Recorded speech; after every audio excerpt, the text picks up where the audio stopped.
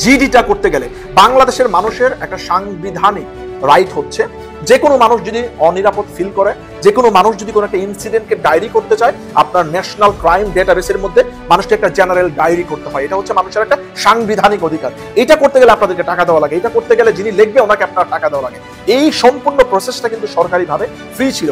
যা general diary, আপনি কারোর সাথে কোনো সমস্যা হলো, আপনি অনিরাপদ ফিল করতেছেন, আপনি আপনার লোকাল পুলিশ স্টেশনে যে একটা জিডি করে আসবেন। সো এই জিডি নেওয়ার ক্ষেত্রে কিন্তু বিভিন্ন ধরনের ঘড়িমসি আপনার করা হতো আপনার পুলিশ থেকে, পুলিশ স্টেশন থেকে। সো এইটাকে ম্যান্ডাটরি করার জন্য সংবিধান বা আপনার যে সংস্কার কমিশন থেকে এই প্রস্তাবনা কিন্তু দেওয়া হয়েছে। এটা হচ্ছে পুলিশ সংস্কার কমিশন থেকে এই প্রস্তাবনা দেওয়া হয়েছে।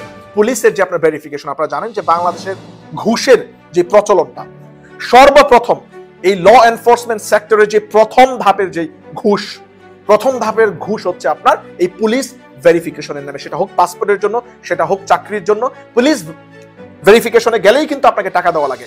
বিভিন্ন অঙ্কের টাকা দিয়ে আপনার চারিত্রিক সার্টিফিকেট ভালো নেওয়া